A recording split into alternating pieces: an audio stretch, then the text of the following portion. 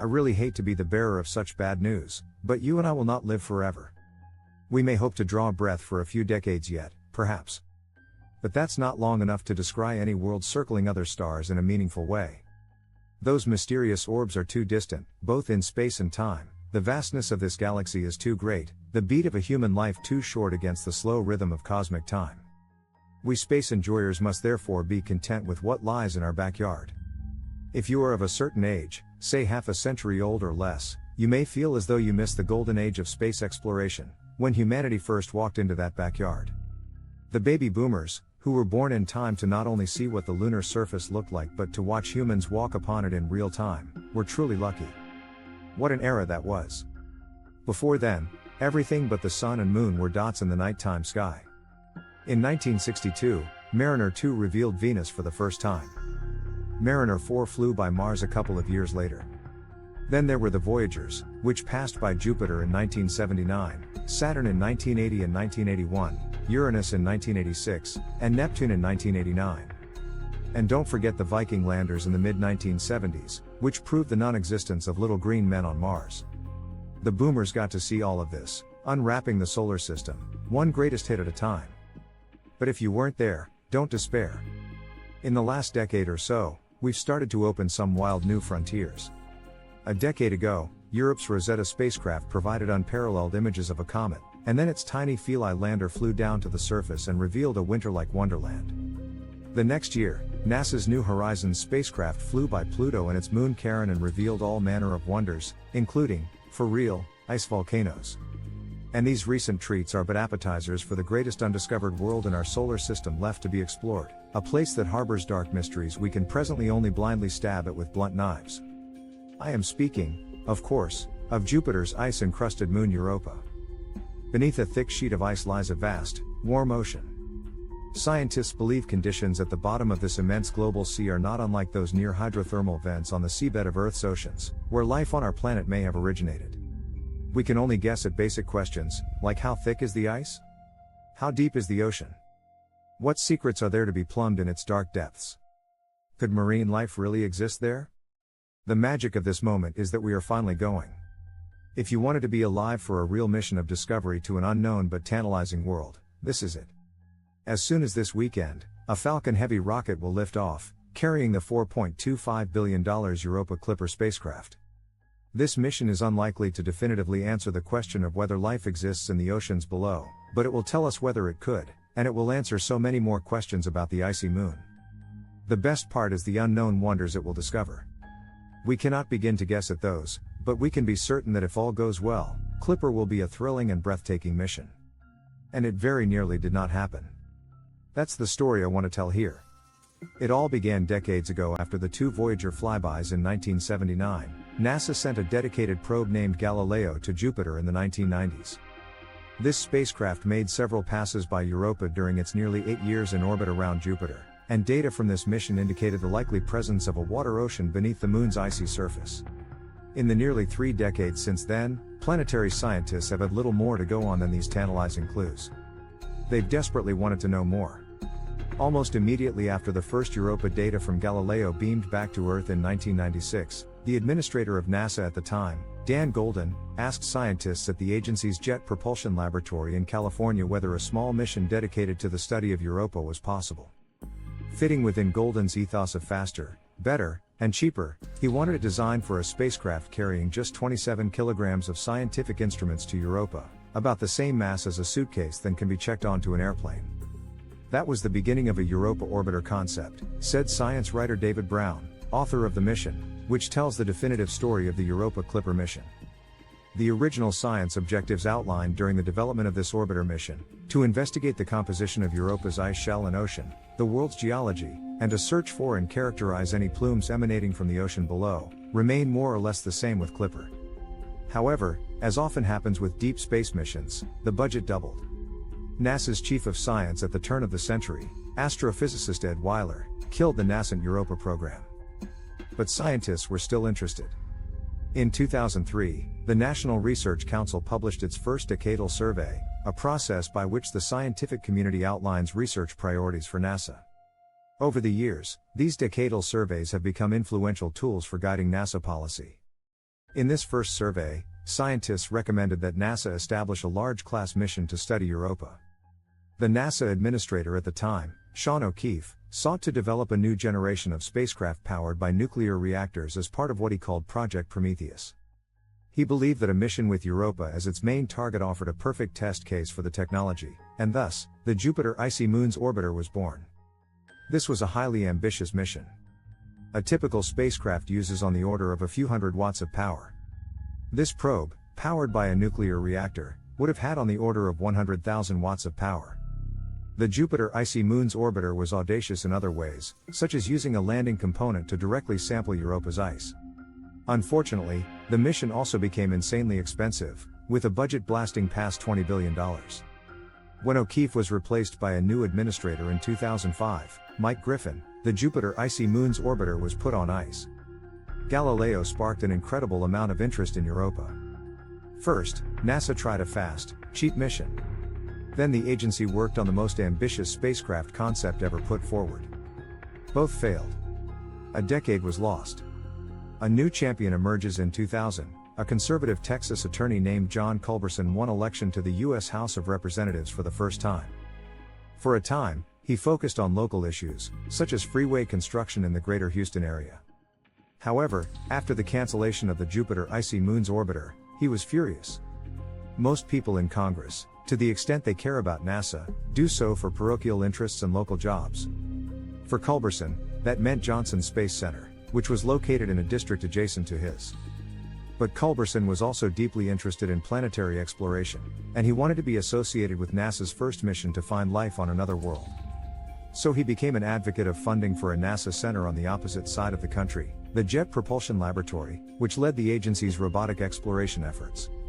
As a member of the House Appropriations Committee, Culberson began to tuck funding into NASA's budget for the ongoing study of a Europa orbiter. During this period, as a science reporter for the Houston Chronicle, I began to bump into Culberson at various events around town. He was both a conservative Christian politician and a lifelong science geek. Skeptic that I am, I wondered if his interest in science was an act to ingratiate himself with constituents, given that the Houston area has a large biomedical community. Eventually, however, I began to realize it was totally genuine. He is fascinated by the solar system and wants to know more about its origin and whether it harbors life on worlds other than Earth. We bonded over this mutual interest. In the meantime, there were more furtive starts on a Europa mission. In 2007, NASA began studying mission concepts for Europa and Ganymede in the Jovian system, as well as the moons Titan and Enceladus around Saturn. Working with international partners 2 years later, NASA eventually down-selected to a combination mission in which the U.S. Space Agency built an orbiter for Europa and the European Space Agency one for Ganymede. Eventually, this European mission did launch, as JUICE, in 2023. NASA's part was known as the Jupiter Europa Orbiter. However, a year later, new NASA Administrator Charles Bolden was looking for ways to cut the agency's budget. By now, you probably know what was about to happen. Sure enough, the Jupiter Europa Orbiter's budget was ballooning to above $3 billion. And there was another problem: Mars became ascendant in the agency's exploration interests. For the first time in 20 years, Mars was brought into competition with the outer planets, Brown said. The top endorsement in a painful budget environment was a Mars sample return. As a result, the Jupiter Europa Orbiter died. Once again, Culberson was not happy. But this time, he would soon be in a position to do something about it. Going behind the curtain in 2012, NASA initiated a new series of studies to yet again define a Europa mission. The leading contender that emerged from this process was a spacecraft capable of making multiple flybys of the Jovian moon, and this became known as the Europa Clipper. Scientists realized it was impractical to build an orbiter because the spacecraft would have a short lifetime due to constant exposure to the intense radiation emanating from Jupiter. By making dozens of flybys, Clipper could swoop into the inner Jovian system, gather data from Europa, and then transmit it back to Earth when the spacecraft was further from Jupiter's harsh radiation environment. Starting in fiscal year 2013, Culberson began adding money to NASA's budget specifically for the development of a Clipper mission, even though NASA had not committed to starting a program. "We're only going to have one chance at this in our lifetimes," he told me that year, explaining his effort to essentially force NASA to greenlight a Europa mission after nearly 2 decades of dithering. "We've got one shot. I want to make sure you and I are here to see those first tube worms and lobsters on Europa." NASA could not afford to ignore Culberson, who was no longer a junior congressman. In December 2013, U.S. Representative Frank Wolf, a Virginia Republican, said he would not run for re-election in 2014, leaving Culberson as the odds-on favorite to replace him as chairman of an appropriations subcommittee that oversees NASA. Effectively, this gave Culberson control over the agency's purse strings. In January 2015, that happened. Now chairman of the all-important budget subcommittee, Culberson began making periodic trips to the Jet Propulsion Laboratory in California. To the mortification of NASA's senior leaders and communications officials, Culberson decided to invite me to come along for sessions that would last a day or two. There were no restrictions. I got to sit in on all the meetings, hear the discussions, and even participate at times. Even better, at Culberson's insistence, it was all on the record. Let me explain how rare an opportunity this is. Typically, journalists learn about space exploration by interviewing sources, attending press conferences, and reading scientific papers. But to be in the room where it happened? That just does not happen. But Culberson was inviting me behind the curtain into detailed discussions where the mission planners and leadership at the NASA facility in California explained what they were doing, why they were doing it, and where they needed political help. It was eye-opening for me to see how these kinds of missions got done and see power in action. During these meetings, Culberson, universally referred to as Mr. Chairman during these visits, would make suggestions and push the scientists to be bold in their design and instrument choices. He would always ask how much funding they needed and then deliver that during the next budget cycle. All of this was happening, more or less, because Culberson felt Clipper was important for the nation. Eventually, NASA leadership bowed to the inevitable and made a formal commitment to the Clipper mission. No longer did Culberson have to include language in budget requests such as NASA shall fund the Clipper, as the agency was on board. By the time Culberson lost re-election in 2018, a midterm election when Democrats gained seats in response to the unpopular first term of former President Donald Trump, Clipper was far enough along to be secure.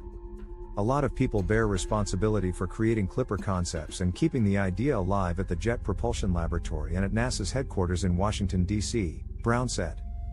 These include scientists and leaders such as Charles Alachi, Carla Clark, Bob Pappalardo, Louise Proctor, and Kurt Niebuhr. But Culberson stands alone for getting the mission done. Without John Culberson, none of this would have ever happened, Brown said.